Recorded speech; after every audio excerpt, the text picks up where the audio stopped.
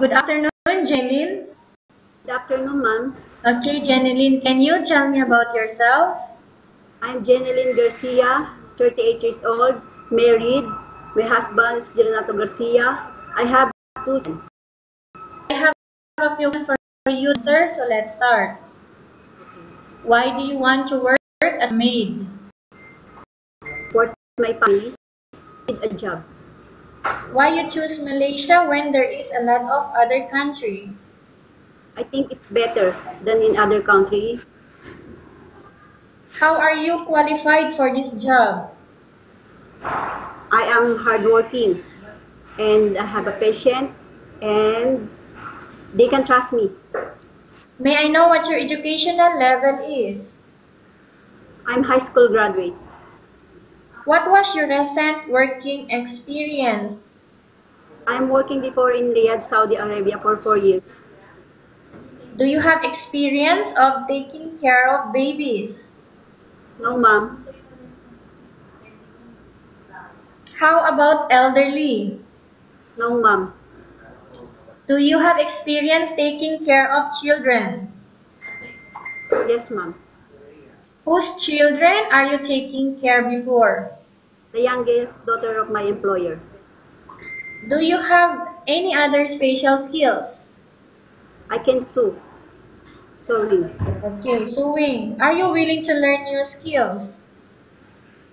Yes, ma'am. Are you willing to work with a family where the mother-in-law or any relatives stay together? Yes, ma'am.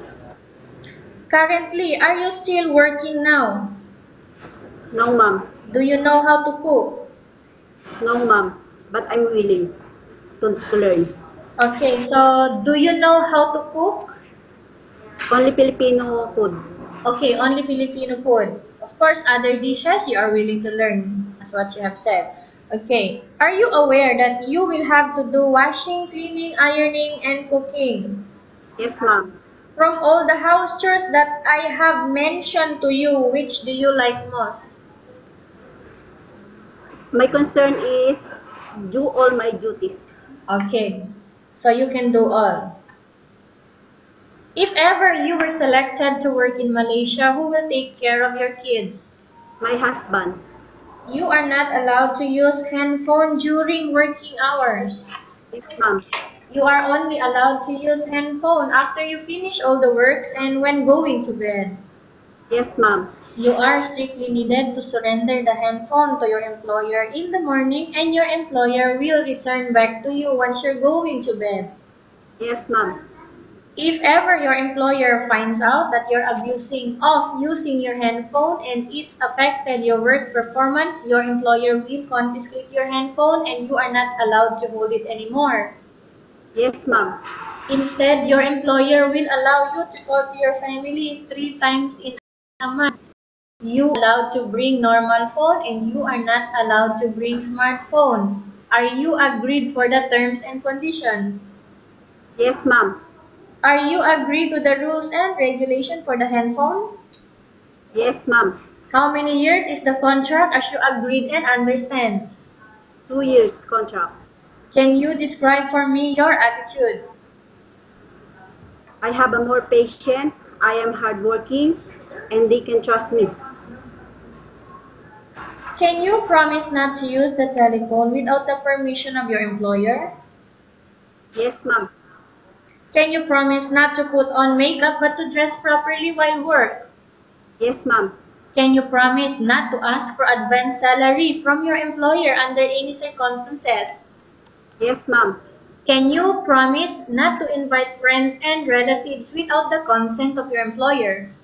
Yes, ma'am. Do you really understand of the rules and regulation of the agency? Yes, ma'am. Do you pay any placement fee for you to come to Malaysia to work as a maid? No. Do you have any history of sickness, breast cancer, or any other illness? No, ma'am. Do you suffer from any skin diseases, allergies, or physical defect? No, ma'am. Have you suffered from any serious illness? No, ma'am. Do you smoke? No.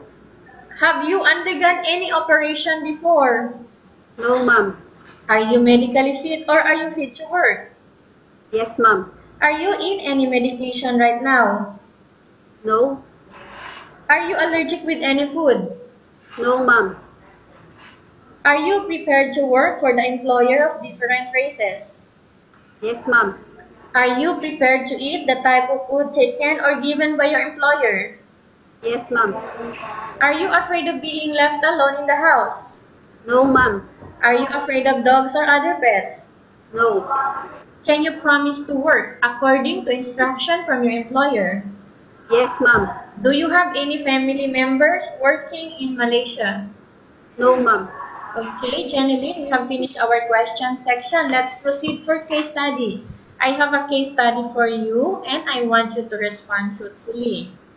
Okay, example, upon arrival here in Malaysia within 6 months only, if ever one of your family members passed away, what will you do? I will finish my contract. Okay, so any help would you give to your family members who passed away? I will finish my contract. Okay, any help would you give to your family members who passed away? I only send a money. Will you ask for your employer if you can go back for holiday? No. Okay, so if in case your employer is watching you right now, what do you want to tell them? Uh, I can treat them as my family, and then I do all my duties, and they can trust me. Again, tell us about yourself. I am Jhennalyn Garcia. I'm 38 years old, married.